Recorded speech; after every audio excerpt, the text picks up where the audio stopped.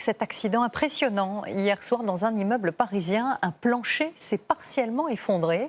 Les propriétaires avaient invité 50 personnes pour un anniversaire. 15 d'entre elles ont été blessées et c'est la piste d'une infiltration d'eau qui est fortement privilégiée. Mathias Béringer, David Salmon et Brieux-Le Turmy. L'impressionnant dispositif de sécurité l'atteste. Les secours imaginaient le scénario du pire. Hier soir, peu après minuit, le plancher du 5e étage de cet immeuble parisien s'effondre sur l'étage inférieur, alors que 50 personnes réunies pour un anniversaire se trouvent à l'intérieur. Aucune victime n'est à déplorer, un miracle pour se rescaper.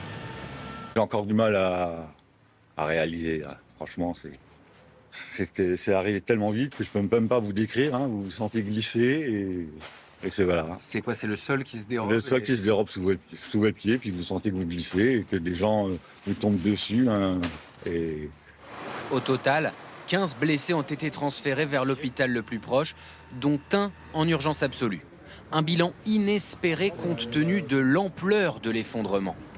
Comment le sol d'un salon de 30 mètres carrés a-t-il pu s'affaisser si soudainement?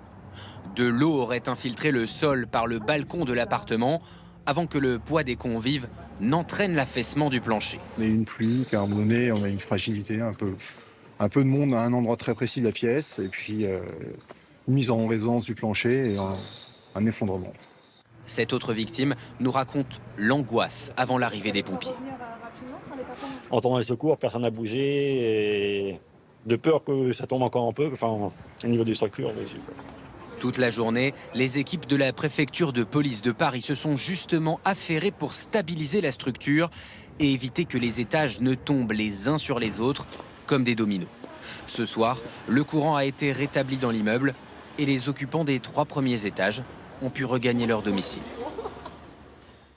Et arrêtons-nous un instant sur les causes de cet accident. Les infiltrations dans les immeubles sont un phénomène très courant et qui n'est pas toujours simple à détecter. Certains syndicats et certains propriétaires reculent aussi parfois devant le montant des travaux nécessaires. Explication Julien Roux, Emma Alonso et Christophe Buisine.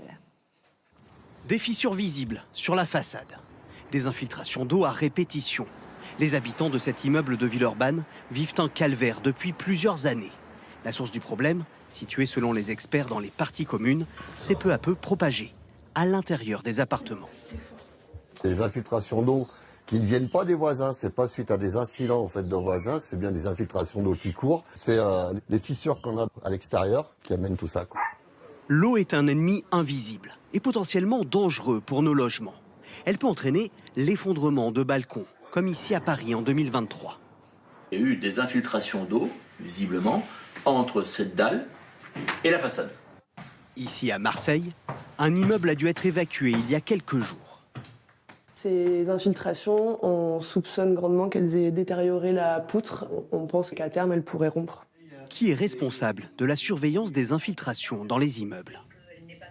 Évidemment, c'est le syndic de la copropriété, mais s'il n'est pas alerté en amont par les propriétaires d'un désordre à l'intérieur, il ne peut pas faire réaliser des devis. Malgré tout, s'il y a un effondrement, le syndic reste responsable. Des solutions existent pour éviter les infiltrations dès la construction. Par exemple, pour évacuer les eaux de pluie. Regardez ce toit, architecture traditionnelle, et vous voyez qu'à partir du toit, on récupère les eaux qui descendent par ce tuyau de descente avec une sécurité qui est cette trappe que vous avez ici et qui permet de purger le tuyau. Alors que dans les immeubles modernes, on cache des tuyaux de descente et souvent ça crée des problèmes internes. Quand c'est caché, c'est caché. Autre leçon du passé, cet arrondi sous cet appui de fenêtre. Ça s'appelle une goutte d'eau. Elle facilite l'écoulement et évite ces traces noires que l'on peut parfois observer sur des immeubles plus modernes.